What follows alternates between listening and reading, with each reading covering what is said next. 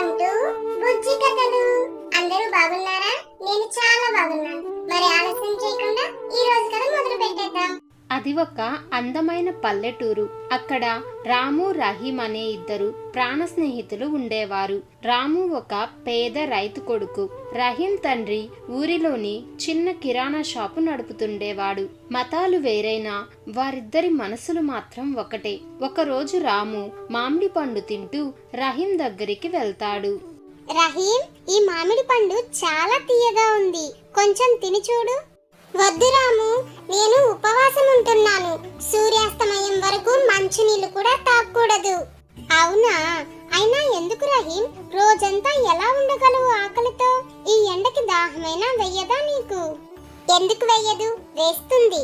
కానీ ఈ ఆకలి దాహం మనకు ప్రపంచంలో తిండి లేని పేదవారి బాధను గుర్తు చేస్తుంది.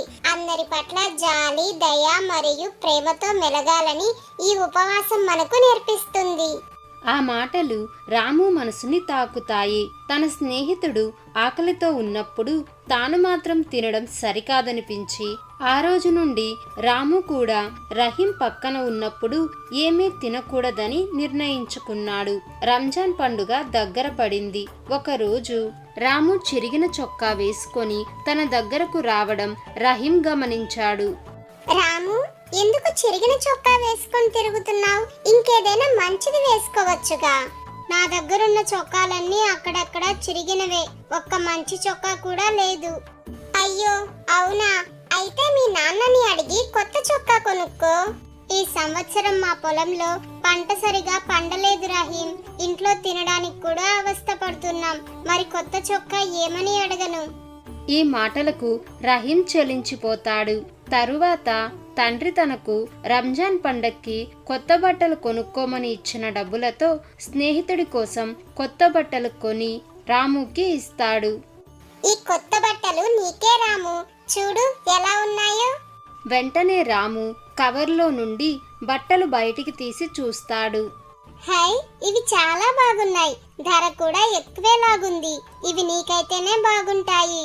అలా ఏం కాదు, నీకు కూడా బాగుంటాయి. ఇది నా రంజాన్ కానుక, వద్దని చెప్పకూడదు.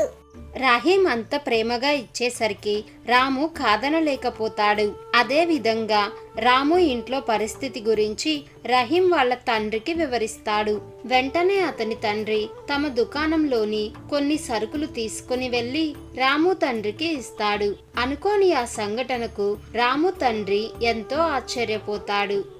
మీరు నిజంగా గొప్పవాళ్ళు బషీర్ బాయ్. మా కష్టాలను అర్థం చేసుకున్నారు.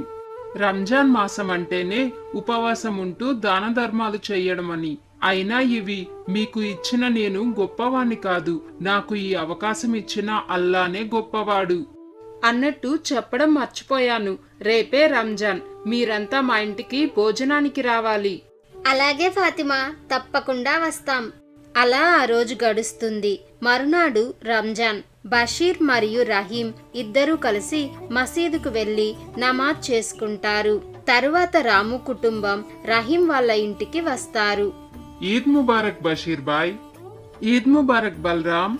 అలా వాళ్ళు ఒకరికొకరు పండుగ శుభాకాంక్షలు చెప్పుకుంటారు. తరువాత అందరూ కలిసి కబుర్లు చెప్పుకుంటూ సంతోషంగా రంజాన్ విందు ఆరగిస్తారు. మతం ఏదైనా మానవత్వం మరియు స్నేహం అన్నిటికంటే గొప్పవి. పంచుకోవడంలోనే అసలైన సంతోషం ఉంటుంది.